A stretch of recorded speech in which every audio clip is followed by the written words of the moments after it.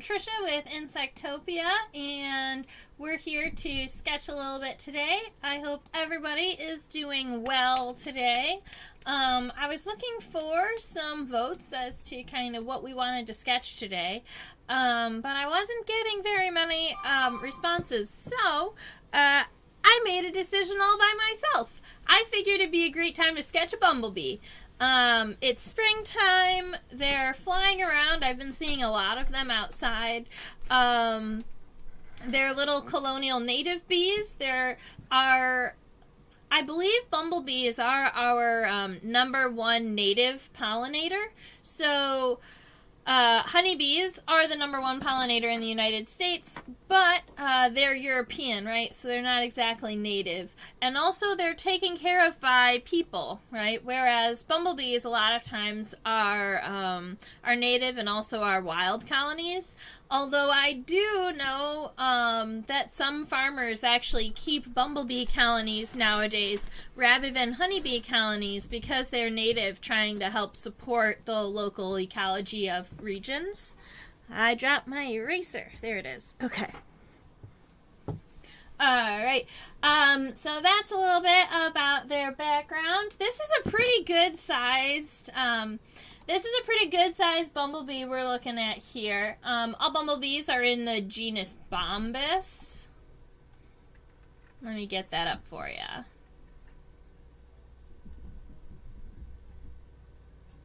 Here it is.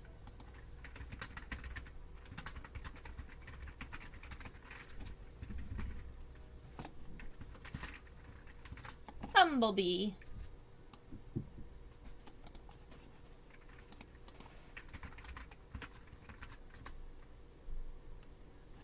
Bumblebee is one word, even though they are a true bee. Bumblebees are out there breaking the rules. How dare they? Normally, a lot of times when we're talking about, what I'm talking about is normally when we're talking about naming insects, a lot of times if you're talking about if you're talking about like a firefly is one word because it's not a true fly, it's actually a beetle. Whereas if you have like a housefly is a true fly, so it's 2 words. But bumblebees are really bees and still are only 1 word. I wonder how that happened. Alright, so our bumblebee is actually a pretty decent size. It doesn't fit underneath our microscope, so I'm going to go ahead and take it over here really quick and give it a measure.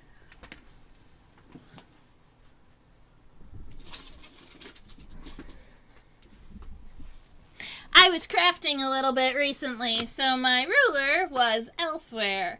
Alright, so if we're looking at, we want to put a scale bar on our sketch today. Here's our bumblebee. And from the front of the head to the back of the abdomen, he's about 2 centimeters long.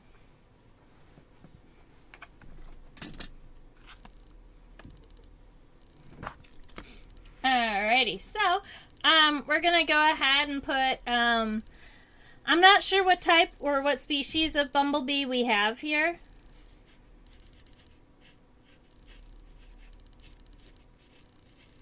But all bumblebees are in the genus Bombus.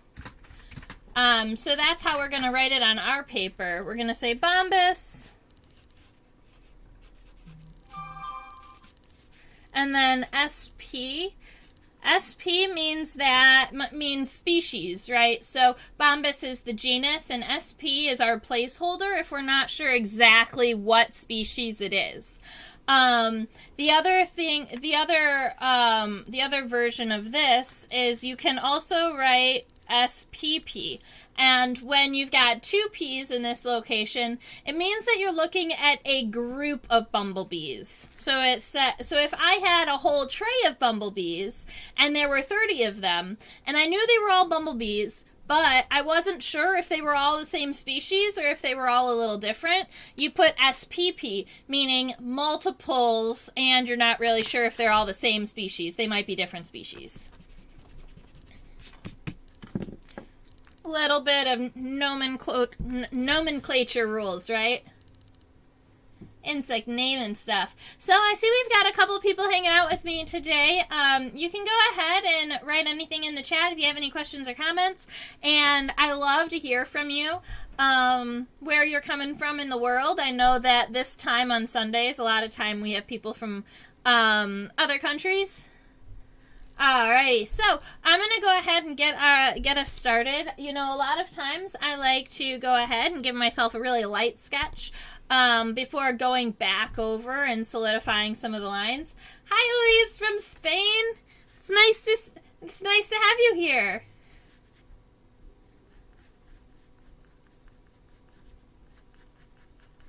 So our head is round and kind of almost a half circle. It's kind of more flat like this.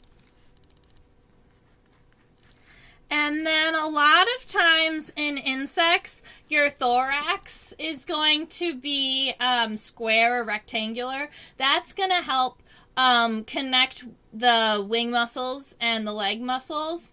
If you're connecting to a box, it's easier to connect to the angles and the sides than it is to connect to something that's more round and angular. So a lot of times insect thoraxes, at least, because that's where the bulk of their muscles are, they've got to move 10 appendages. So that's where that happens. So when I'm going to sketch my thorax, thank you. When I sketch my thorax, it's going to be round and square. Okay. And then a lot of times I also do like to add on where the wings are connected. So if we look right about here, you can see that there's this little shoulder, and I a lot of times will sketch that as a D on my paper. So with the flat edge going where the wings are going to go, and then giving yourself a little half circle, and then making it on both sides. All right. So you've got that taken care of, and then we can go ahead and scooch our specimen back just a little bit so we can see what the abdomen looks like.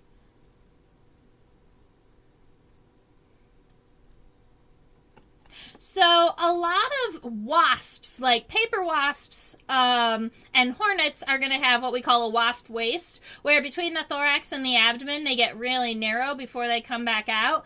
But bumblebees are very different. They're kind of stockier, heavier bees, and so they're going to stay fairly wide all the way across. So when we are sketching that,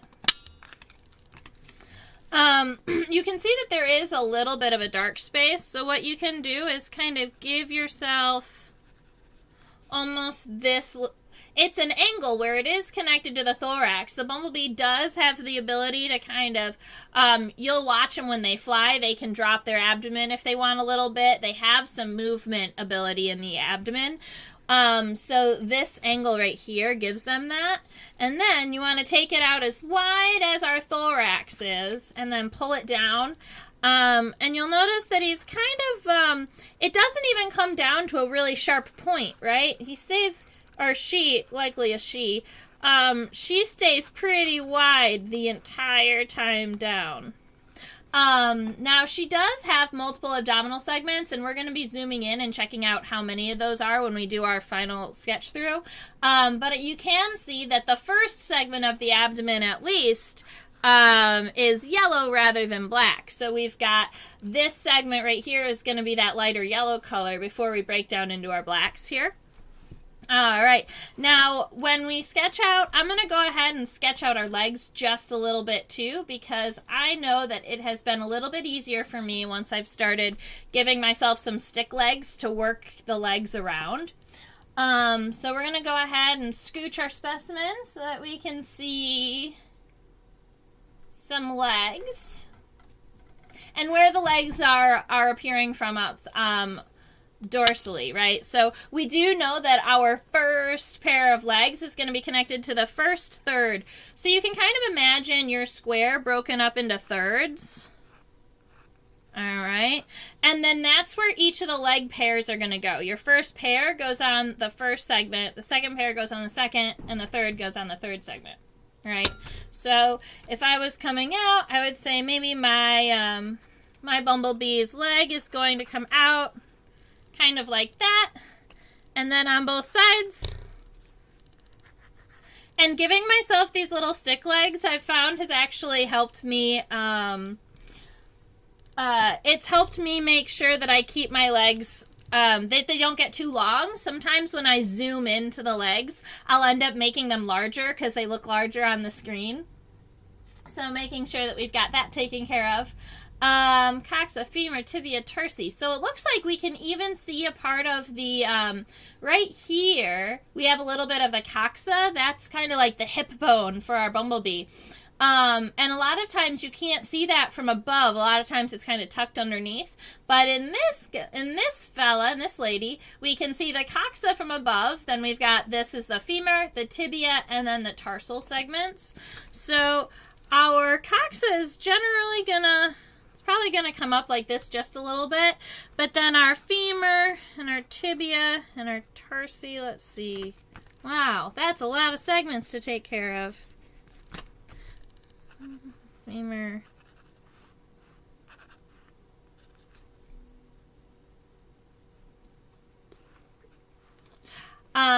This specimen has the middle legs kind of pointing forward, but that's not how they're naturally going to hold their legs. Our bumblebees are going to have their first pair of legs going forward, and then the middle and the hind legs going backward. So I'm actually going to sketch the hind legs first because they look more natural, and then I will fit the middle legs in. That's what I'm going to do. Sometimes you just got to find workarounds. So our hind legs are going to be coming out of this back third of our thorax, but you can see that it almost from here looks like it's coming out of the abdomen. I promise you it's connected kind of up here. It's just angled down a little bit. So you got to kind of imagine where it would be connected and then angling down. Coxa. And then the femur. And then the tibia. And then the tarsi. That'll work.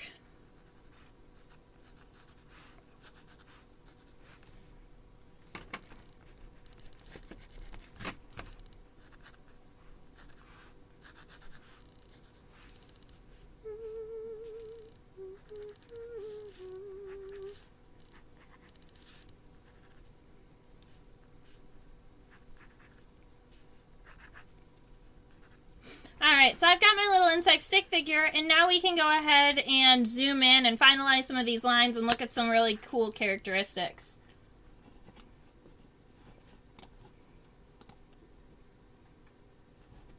Get the little dot out of the way. So this specimen was collected in 2010 on Michigan State's campus. While I was in school.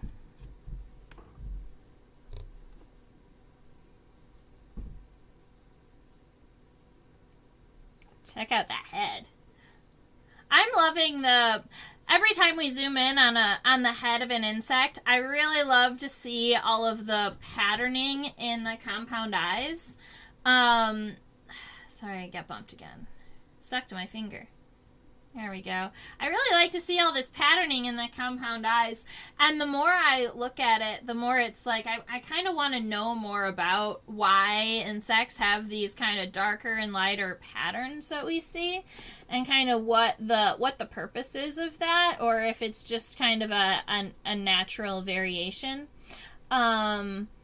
I wonder if these lenses, like the lenses in these compound eyes, if the lighter ones and the darker ones have like different resolutions or see different colors or have like different depth perception angles or something. Like I wonder if there's a reason that they're light versus dark, and you can see kind of like the modeling in the eye.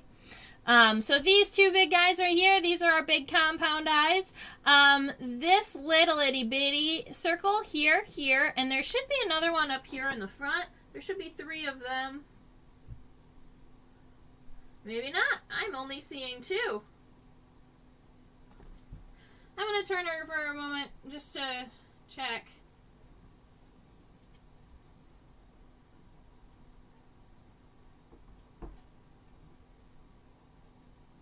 Alright, so she only has 2 ocelli, which is, oh, nope, there it is. It was just dark. Alright, so you can see these are what we call simple eyes. They're individual cell eyes, and they don't really have the ability to see color like compound eyes do, but they do have the ability to see light and dark. So they can see whether they're out in the sun or the shade. If a large predator goes over their head, they can know like where the shadow is. That's what those eyes do. They're mostly light and dark, kind of like looking through wax paper. Alrighty. While we're here at this angle, I'm just going to push this down a little bit to show you her awesome mouth part, because I love Bumblebee mouth parts. You can see they have both a chewing and a tongue part of their mouth. So right here, these are her mandibles. And if I was to zoom down just a little bit, this is kind of like a tongue. This is a sheath right here. And then this that's expanding, that's her tongue that she's going to use to drink nectar. And so they have the ability to both chew on pollen and drink nectar. And these are, you can see these little palpi right here. These are the labial and maxillary palpi that we like to call mouth fingers. But in bumblebees, they don't really have much of a point because they're not pushing their food into the mandibles. They just still exist from adaptation of insects previous to them.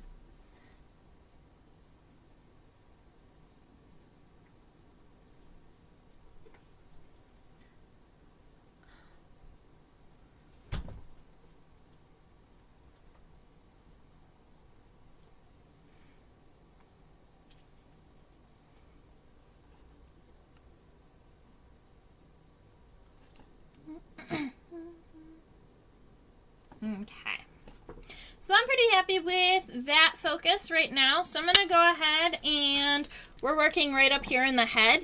You can see that most of this head is a compound eye. And bumblebees are really cool because they have the ability to see ultraviolet light. And flowers actually they reflect ultraviolet light, even though we can't see it. So some flowers that are just like a basic white color or a basic yellow color to our human eyes actually look significantly different to bees and butterflies.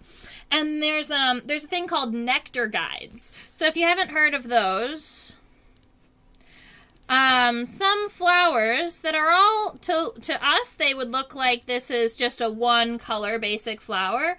But then in ultraviolet light, they actually reflect these little lines that are close to the center of the flower. And then maybe every now and again, like one line. And those are what we call nectar guides. And so the flowers are actually using these ultraviolet reflective areas of their flowers to attract bumblebees and to say, hey, this is where the nectar and the pollen is. This is where you want to be. This is where you want to be, bee. USA, Michigan. Very good. So we've got 2 different countries here. That's fun. All right, I'm going to go ahead and put my eyes in here. You guys know I like to go ahead and push the eye out just a little bit from where I had originally thought the head might be, because that's going to give us a separation of the eye and the head. You'll also notice that, let's see, I need a center line here. Alright, so I've got my center line, and it looks like maybe I should push this just a little bit out. Alrighty. And then we're going to try and make the exact same shape on the other side, and I can go ahead and erase the inside of his head. So we're going to go around and come in and out and something in these lines right about here, I'm thinking. looks like.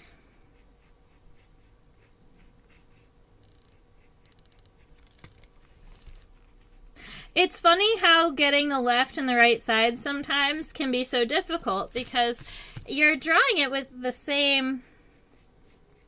There we go. I'm pretty happy with that. Alright, so I've got my left and my right compound eyes taken care of. Maybe these need to be less pointed. A little more blunt. I like the right one better than the left one. I think that it is right there. That's better. Okay, so I'm going to go ahead and give him the back of my head, because the back of that head isn't going to change much. You can also go ahead and add all of that fluff, all of these hairs. Insect hair is called seedy, and that is spelled S-E-T-A-E. Those are all seedy. Those are all insect hairs. And we can also say that bumblebees are setose, meaning that they are hairy. Setose is hairy or covered in hairs. Alright, now I've also got those ocelli, those simple eyes in the center of the head. We're going to go ahead and add them 1, 2, and then the third one makes a triangle, so you can go ahead and add that up here. And then, after we've got our ocelli and our compound eyes taken care of, a lot of times I like to go into my compound eyes and give it a little bit of cross-hatching so that I can kind of see that texture change in the eye. I think that it gives it just a little bit of bonus. Alright, and then we're going to be looking at some elbowed antenna. I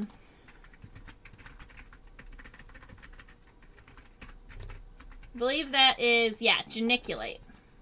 Alright, so we're looking at our bumblebee's antenna, and this first segment from the base of the head all the way up to here, that's the scape, and it is pretty long.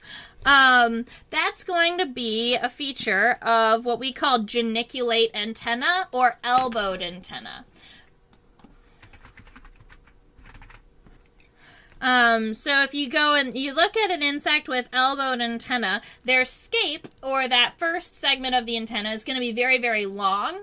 And then the pedicel, the next little segment, is going to be kind of short, it's right about, if this is the scape, the pedicel is right about there. It's that little bulbous segment after our scape. And then the rest of these segments that come off, these are going to be a lot thinner. They're going to be segmented. Let's see. Here we go. So these segments are very, very short. So we've got 1, 2, 3, 4, 5. You can see there's like all these cross lines in here. And that is the flagellum. And that's the part that's going to be angling around and moving, because all of those individual segments have the ability to bend from each other, but each segment, like this scape, because it's one long piece, it's not going to be able to bend. And so when you're looking at a bumblebee, a lot of times I'll sketch that as I'll go scape, pedicel, and then the rest of them, I'll kind of give it, let's see,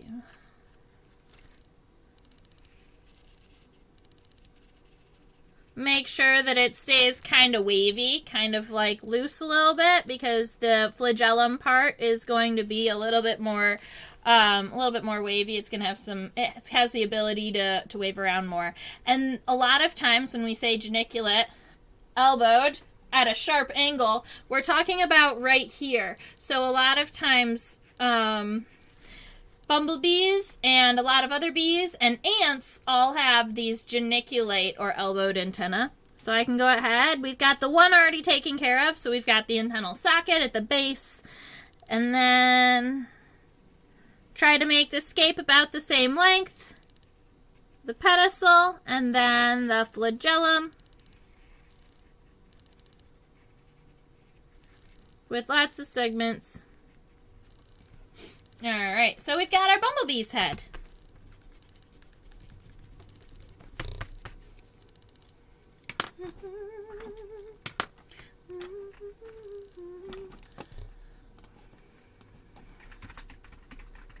That's how you spell elbowed.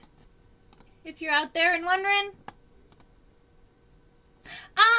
What about the difference in the antenna of flies that are wannabe bees? Yes. So, if we're looking at a bumblebee, they have these long elbowed antennae where you've got this angle and you can see them flying around. If you're looking at a bee, like a flower fly that kind of, or if you're looking at a fly, like a flower fly, that's a bee mimic. It looks a lot like a bee. You're going to be able to tell that it's a fly based on the antenna. So I'm going to go ahead over here and draw a fly's head real quick. If our fly head is kind of like this, right? We've got these two really big compound eyes. We've got the segments in between. And then up in the front, we're looking for antenna. And a lot of times, fly antenna, they're called aerostate antenna, and they look like this. They've got kind of flat, stocky little segments. In college, we used to call them hot dog segments because they're kind of flat and wide, sausage-like. And then they've got an individual hair coming off of them, and that hair, it's called an arista, but these are aerostate. Aerostate antenna. And that is what the antenna of a fly look like. So if you're looking at if you're watching insects fly around and you're not sure if it's a bee or a fly, a lot of times you can look at the antenna and tell pretty easily. Most flies are going to have these short, kind of stocky, weird antenna, whereas bees and wasps are going to have these longer antennae, and most of them are going to be elbowed. Every now and again, you do see a bee or a wasp with more straight antenna, so you're not going to see this angle, but they're still going to be pretty long in comparison to the fly's kind of short individual hair antenna. You're welcome. Alright, so I'm going to zoom back down, and we're going to check out the fluff.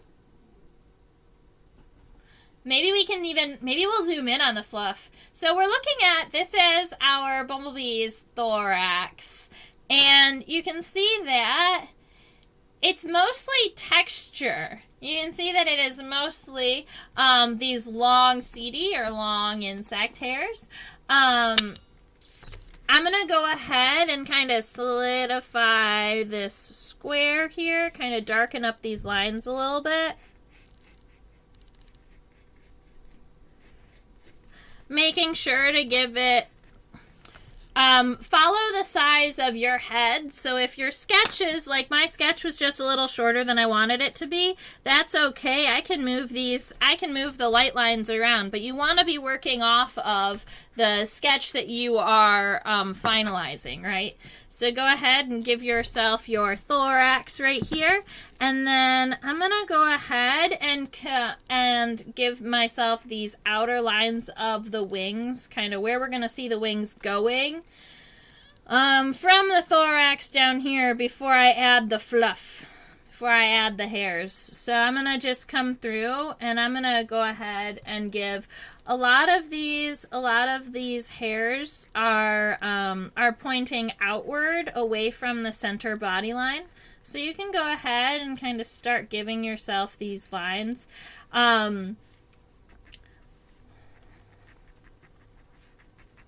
Your goal isn't to make them perfect. Your goal is to kind of make them just a little bit messy. Bumblebees don't have perfectly even or hairs. You're mostly going for that texture, right? So pushing away from the center and then making it just a little bit messy. You're going for fluff. And I do believe that these bumblebees even have branched hairs. So if we look closer, each one of these hairs isn't going to be like a straight hair. I think a lot of them look like little feathers. Let's check it out.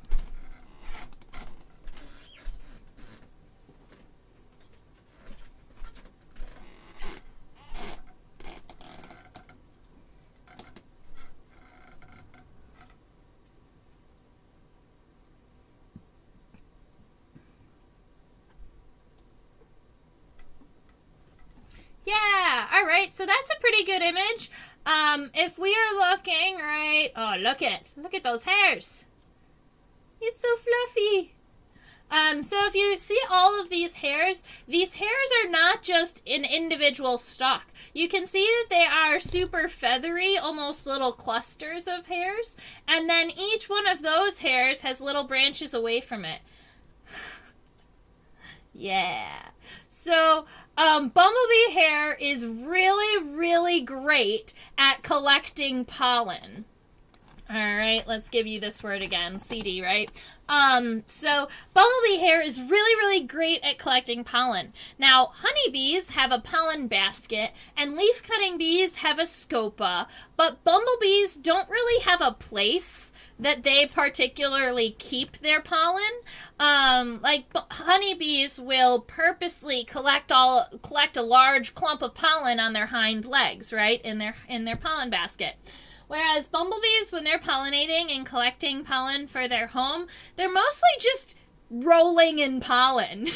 Their goal is to become as yellow and powdery as possible. And so all of these long hairs on the thorax, a couple of sections of hairs on the abdomen that we're going to look at a little bit later, and all of those combs on the legs, those are all things that are going to be helping them collect and maintain their pollen. For instance, like their long hairs on their legs are combs. So once they get to their hive, they have the ability to take their leg hairs and comb their thorax to get all of that pollen off. And I'm sure because they're lady workers, the other bumblebees are also going to help them out, right? Because bumblebees are a native colonial bee, whereas a lot of the bees that we have are like sweat bees and leafcutter bees and mason bees. Those are all solitary bees. They're native, but they are solitary, meaning they don't make big hives. They have to take care of themselves and their babies. But bumblebees get a hive and a queen. All right, so I'm not going to worry too much about the wing venation just yet. I do want to scoot on back and finalize our abdomen really quick before moving on to... Well, we'll see what the wings look like. We might do the wings. We might go back to the legs. Look at that! Our abdomen looks almost metallic blue under this light.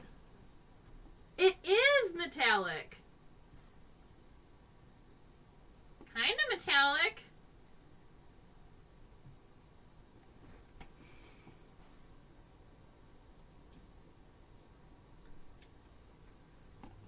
Look at that. This bee probably glowed under the sunlight.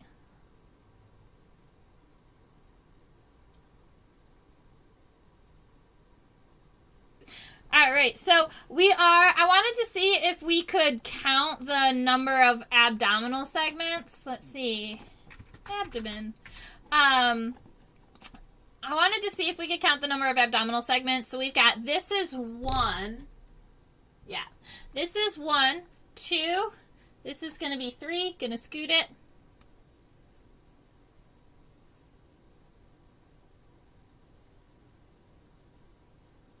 All right, let's see.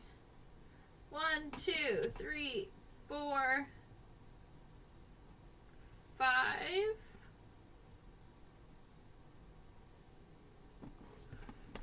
It's looking like 5 abdominal segments. So the one that's really fluffy, and then 4 more.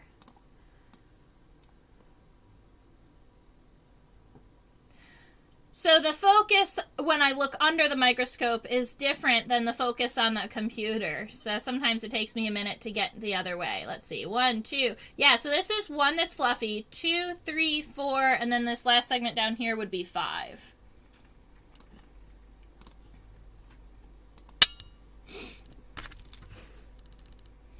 All right, so going out.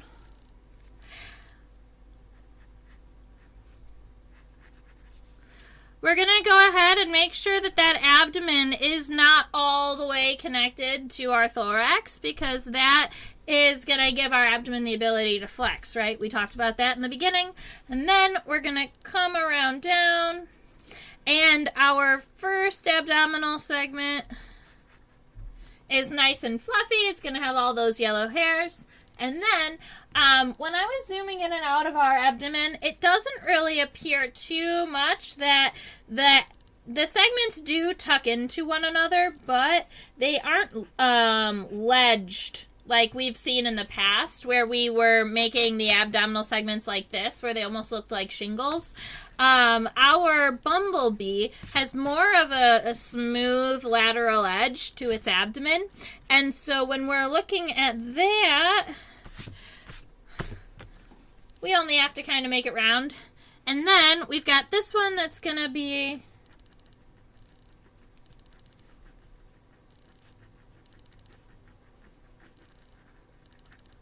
And keep in mind, on the abdomen, a lot of times the hairs are going to now be pointing backward.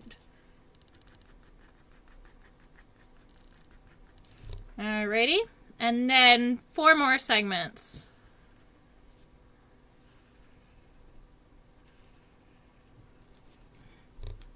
Okay.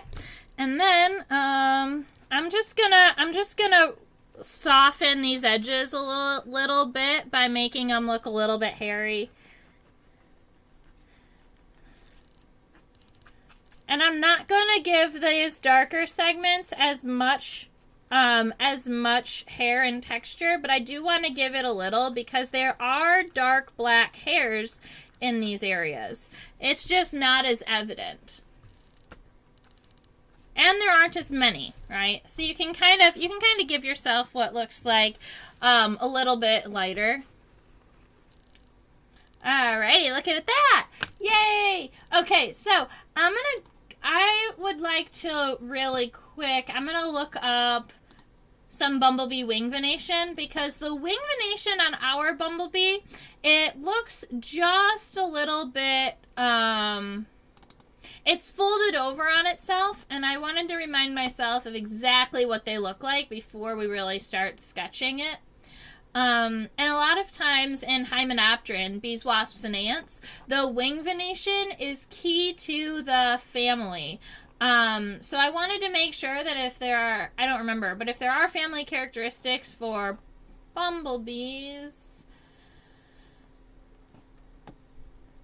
that we've got to say that.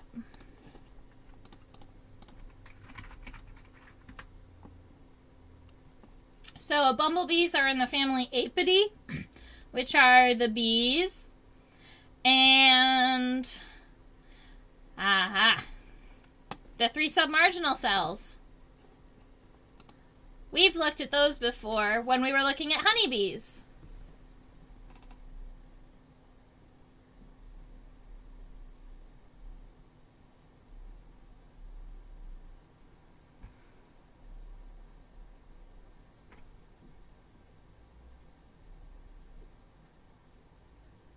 Alright, so I'm scooching our specimen over a little bit so that we can check out our wing venation. Our wing venation is not, there are certain areas of the veins that are important and certain areas that we don't worry too much about. So in bees, we're worrying about the subcoastal cells. So let's talk about what that means. When we're talking about the leading edge or the front edge of a wing, if you imagine the wing would open up like this and close down like this, so the leading edge is going to be this outside edge. And my leading edge of my wing is going to come out. The wings do go past the abdomen, and then they're going to turn around and kind of come back in. They make this little triangle, but the inside of this triangle isn't going to have a lot of the characteristics that we're going to be worrying about. But this is the approximate shape of our wing, and we're going to want to make sure we've got it on both sides. So go ahead and give yourself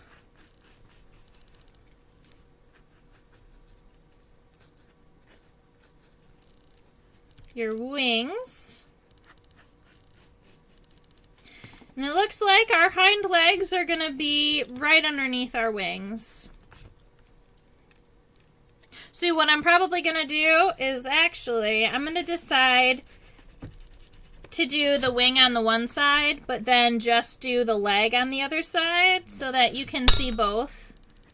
And then that works for me. So I'll just leave kind of the wing like that, where, okay, the wing is going to come out. But I want to make sure that I have a good sketch of our hind leg, too. Okay. Now, the leading edge of our wing is the costa, C-O-S-A. And that's going to be this first vein right up here on the top. And that's going to be the same for pretty much all wing venations. Start with costa. And then after that, you've got the subcosta. All right. And so those are the next series. This is the next series of veins. Now, we have a coastal cell, meaning this is completely enclosed and on the edge of the wing. So this is the costa is the vein, but then this right here is the cell, meaning that it is closed on all sides. And then bees, all bees, have what we call 3 subcoastal cells. So if we're looking here, we've got 3 cells that come down and connect to this one, and that is 1, 2, 3, right here. And those are the subcoastal cells that all bees have. So 1, 2, 3. Now, they can be different shapes and different sizes. A lot of times they are sub-equal to each other. Sometimes you can see that smaller one is just a little bit smaller than the other two, but generally they're all pretty good. And then sometimes we worry about the vein that comes off of this one, whether it is straight or curved. So actually just throw just a little curve in yours because our specimen has that. And then you're good for pretty much all, you're good for apidae. Now, the rest of these veins, I know there's one that comes up and reaches out, and they'll kind of come out and branch.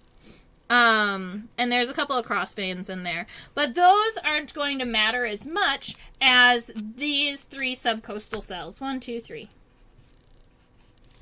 Those are key.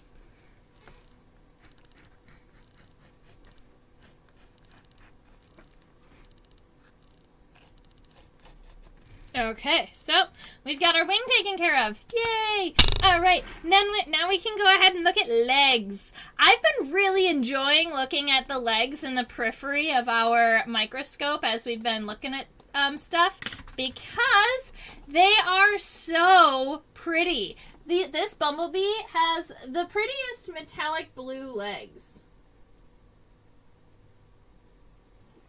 And I'm sure that there is a reason for it. I'm not sure what that reason is. My guess is it has something to do with ultraviolet light and how they have the ability to see. Maybe they reflect this really pretty metallic color to recognize each other. But look, its legs are gorgeous. It's got these metallic blue-green reflective legs. And a lot of times when you're seeing, I've seen this type of metallic blue leg in things like tarantulas on the underside of tarantula legs, where when they lift up their legs, they show off the bright metallic and they try and like scare predators away. So there are some tarantulas that will use like these bright metallic blue to kind of as a startle effect. But I don't know why these guys are beautiful and metallic.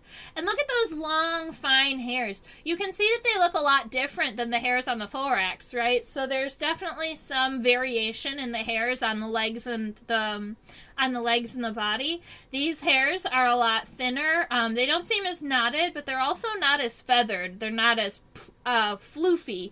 And I think that if we scooch down the leg a little bit and look, this next section is the tibia. our legs are going to have, yeah. So these leg hairs are combs rather than meant for collecting as much. They are going to collect, they are hairs, right? But you can see that they're long and they're thin and they're a little bit coarser, they're a little bit stronger, and they're all facing in the same direction, and they're all facing so that if my bumblebee wants to go ahead and clean off all of the fluff, she has the ability to do so with those long comb-like hairs. Look at those. That's definitely a brush. Does that look like anyone else's brush? Sometimes people use the brushes that go in a circle, you know, and you can brush like with all the sides. That's what that leg looks like.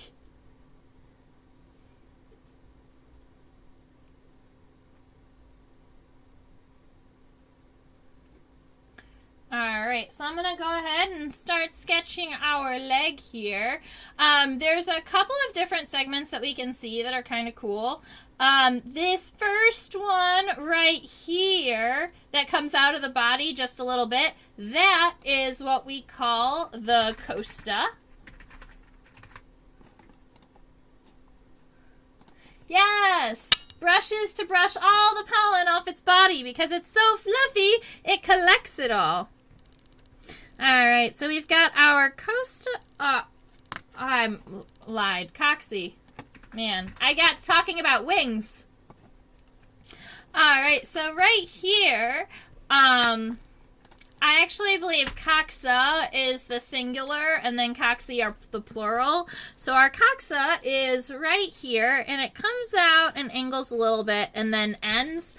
And then we've got the femur that takes over next.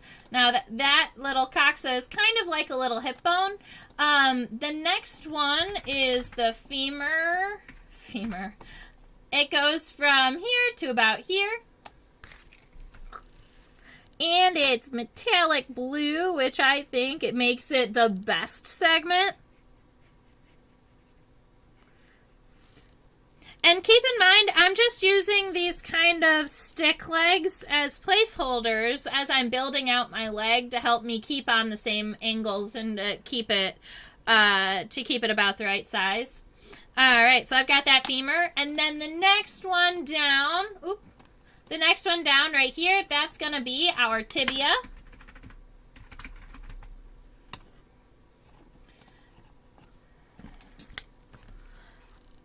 And it narrows just a little bit. Down to the tarsal segments.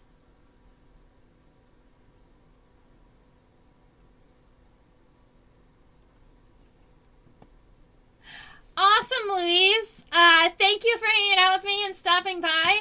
I'd love to, when you go ahead and draw along with me, I'd love to see your sketch. So you can send it, my website is theinsectopia.com, and you can always go into like the contact and send me your sketches. I always love to see them. All right. Thank you for hanging out with us today.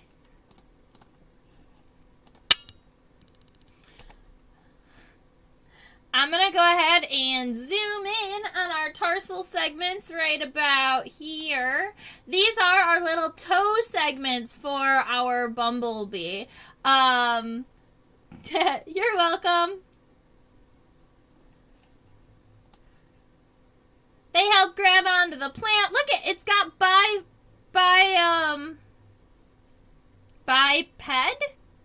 tarsi? Is that what they're called?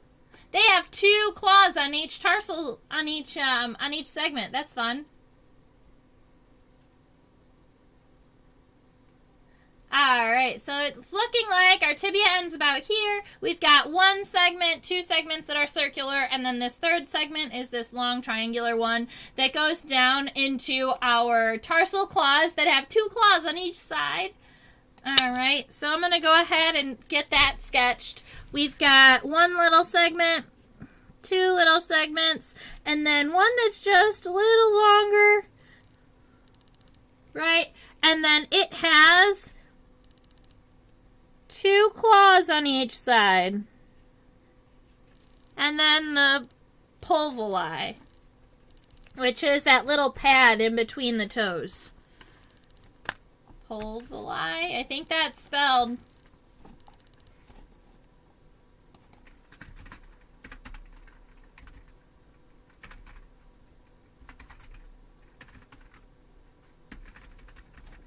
Not sure exactly how that's spelled. Yeah, I spelled it right, guys. It just looked a little odd. It's the pulvulus, or the P-U-L. Pulvulus is the individual name.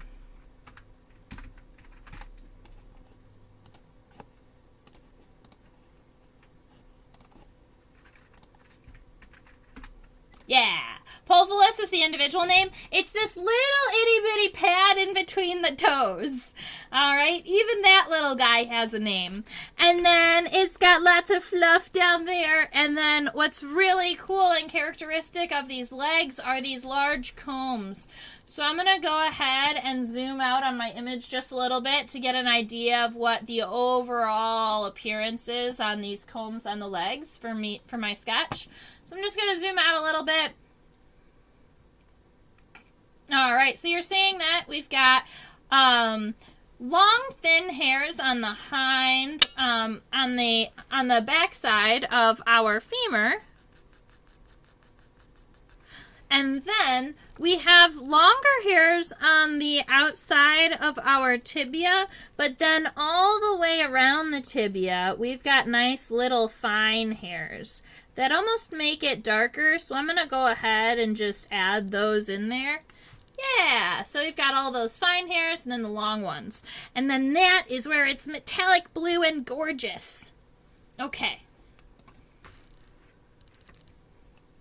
Now we're zooming on down. Push, push, push.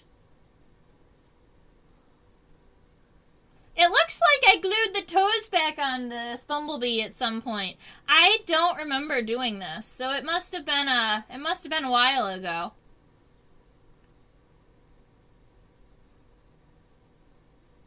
Yep.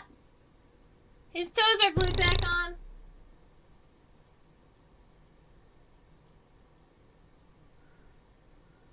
Whoops. But you know what? The other side is still good. That's why it's great that insects are symmetrical. If one side has a bad feature or breaks, then you can always go ahead and look at the other side. You do have to do a little bit of flipping in your head to make sure that it is, it's the right angles. But that's all fine and well. Alright, so our coxa is going to be actually kind of pointing up a little bit, and then our femur comes down. So we've got our coxa coming up. Keep in mind oops, gotta turn my camera back on. Keep in mind that it does come out in this middle of the thorax. And then our femur is kind of short and stubby for the hind leg. So keep that pretty short and stubby. Femur. And then the tibia is a little bit longer and nice and thin. And then we've got the little tarsal segments. And our tarsal segments look like there's 3 segments and then the long one. So it looks like 1, 2, 3. And then the long one with also the 2 claws on either side. And a little pulvulus, a little pad between the toes. Alright. And then going ahead, there's also these long hairs on the inside of the leg. And keep in mind that it makes sense that those longer hairs are on the inside because they're where they're going to be using to brush off that pollen. And then the tibia is the brush that is kind of thicker and it's got hairs all the way around on all the sides. Very good. So fluffy. All right, I'm going to go ahead and give my Bumblebee the front and the middle leg over here on this side. I think that my Bumblebee wants them. It looks like it wants them. So I've got my coxa, my femur, I'm going to angle this just a little bit different. There we go, so that my tibia fits in.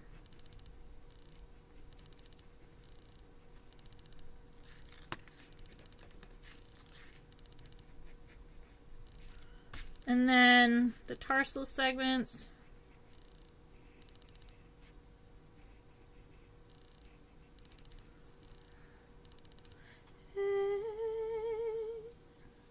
Alrighty.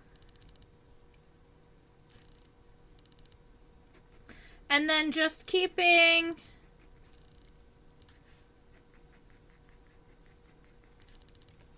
yep, and then the dark here, the short darker hairs all the way around the tibia.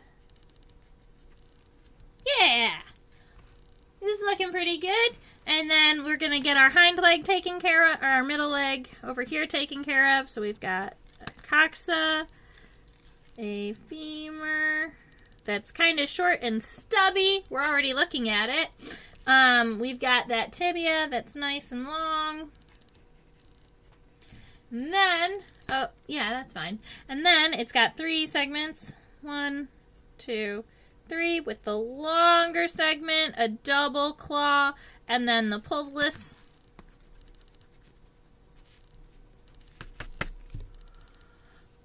All right, with the hairs. The hairs and texturing does take a little bit of time, but what I know from what I know about sketching insects is you can't really rush it. You just have to take a minute, relax, and realize it's okay that this sketch is going to take us a little bit of time, because when it's done, it's going to be awesome. So it teaches us a little bit about patience, and I always tell that to my kids too. That you know, you got to be patient with yourself when you're sketching insects, because it's also a foreign thing. You know, you haven't seen these insects under a microscope over and over and over again, and so this is something that's brand new, and it can be a little bit difficult to start sketching something that you've never really seen before. Breaking it down and into your basic shapes gives you the ability to kind of work your way through that. All right, look at that. We've got a hind leg to take care of. So I'm going to change this to hind leg.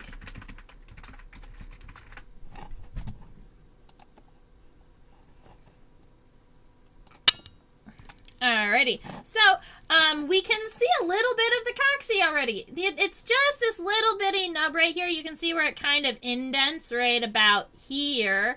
That's going to be the end of the coccyx. So just it looks like it's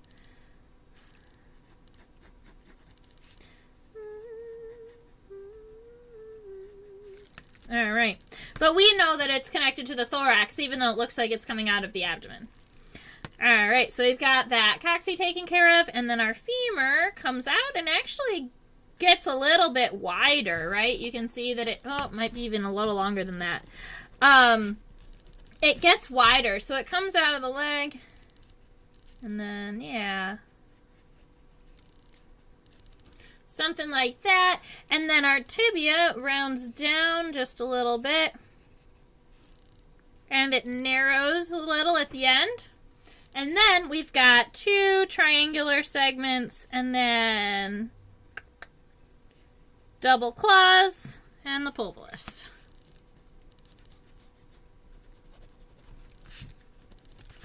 Okay, so we've got a leg taken care of. I want to make sure that we do have these nice dark fine hairs on the inside of the femur, and then the long thin hairs on both sides of our tibia.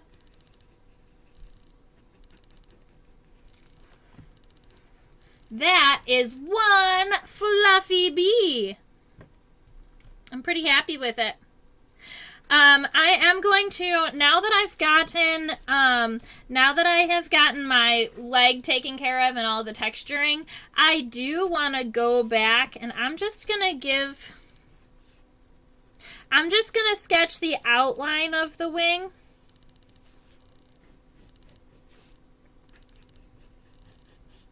So you can so that you can see the wing underneath, or the leg underneath the wing.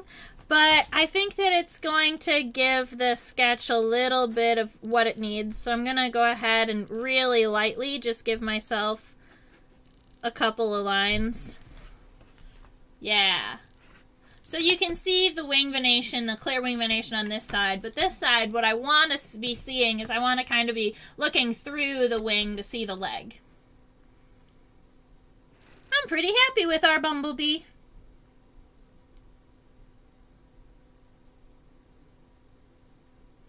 Yeah, so words that we got to talk about today. I'm gonna go back through and just throw some of these vocab or these words on my paper.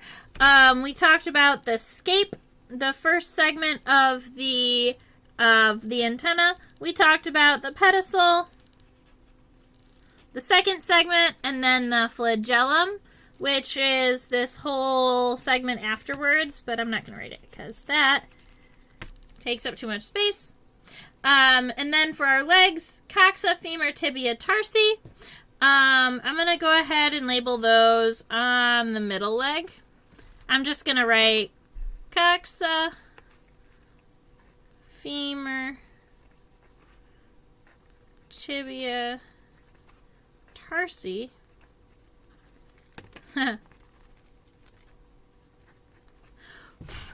And then that works for me. So we've got the legs of the segments, and then the subcosta cells. Those are actually kind of important. So I'm going to go ahead and throw subcosta cells.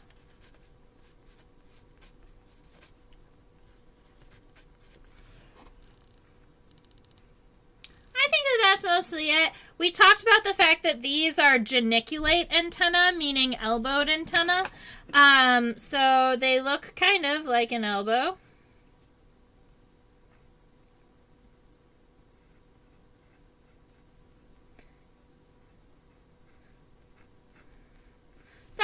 That's my hand.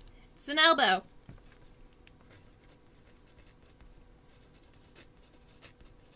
Haha. All right, so I hope... Oh, label the head as a fly head. Yes.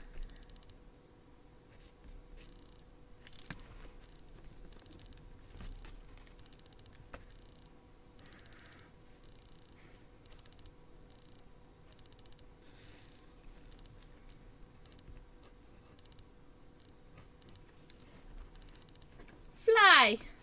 Let's see.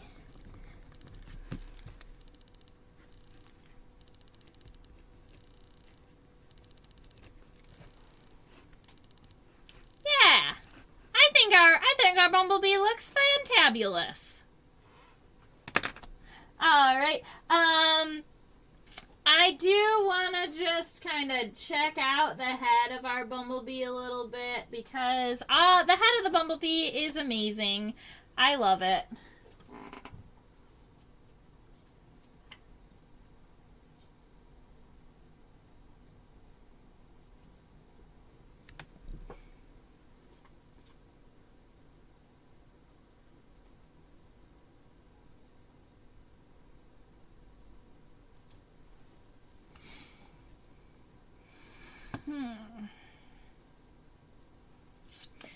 So these are the plates on the head. If I push it down just a little bit, we can see the mouth parts.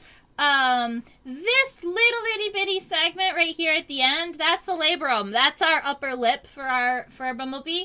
We've got these guys right here. These are our mandibles, or our chewing mouth parts. A lot of times in different like wood chewing insects, or insects that actually have to really grind their food, their mandibles will come all the way to the center so that they have what we call mola, or an area at the base of their mandibles that kind of grind their food. But bumblebees don't really need to grind pollen as much. It's not as hard of a substance, so they can make sure, so they can actually have this open space in between their mandibles. They have all these little fine hairs, and my guess is so that those hairs kind of help out so that they don't drop much of their food, right? It kind of helps hold their food in place. And then looking down, we have this is like a sheath that helps protect this straw-like part of our honeybee's mouth. And off to the left and the right of this sheath, we've got the palps. So my guess is that this is an adaptation of the maxilla and labium. That's what would make sense to me. Because there are maxillary palps. So it would make sense that this is an adaptation of the maxilla. And then right about here, that's our little straw that's going to take with the intake of sugar. Now with honeybees, at the end of our little straw-like mouth part, there were lots and lots of fine hairs that helped with the uptake. See you next time, Ermi. Alright, so I want to see if there are little bitty hairs. Not as many as there were on the honeybee. Good to know.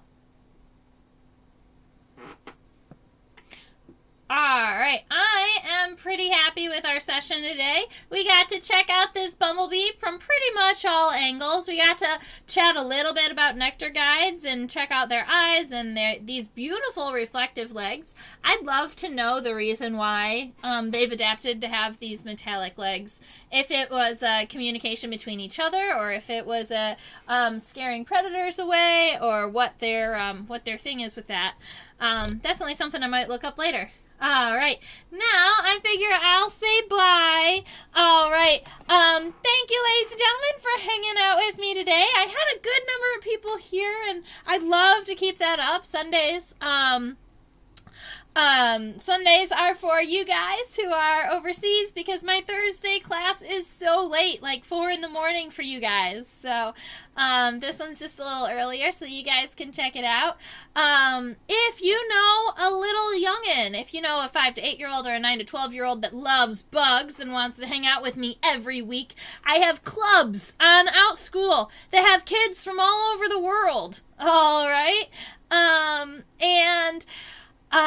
You can join us and learn about the kids. They can join me and they can learn about a new bug every week, and we look at them under a microscope, and we do more color. We do a lot of like color sketches, and we learn about life cycles. Let's see. This is when we did a silk moth, for instance. So we have we teach all types of classes for the kids. Go ahead and make sure that you've subscribed to this channel so that you get, notifications when I put out new videos. If many of you might know, I like to have my hand in a lot of different areas, and so I'm in the process of trying to get the whiteboard videos back into the rotation of, my tasks. I haven't posted a whiteboard video in 3 or 4 months, but I am in the process of trying to get that back on board. If you have enjoyed hanging out with me a lot and you've learned something, or you just want to send me a couple dollars to buy a coffee, you can go ahead and donate right here to Insectopia and help me share my love of bugs with the world. The link is also in the description box if you prefer that over a QR code. And you can find me on Facebook and Instagram, and I'm available on my website, theinsectopia.com. So if you ever have any questions, or you want to share with me a cool bug post, or you see a cool bug and you're not sure what it is, or all of the above, I love to hear from you guys. So go ahead and find me on any of the social medias. And send me a message. All right. Thank you so much. I hope that everybody has a wonderful rest of their week, and good night.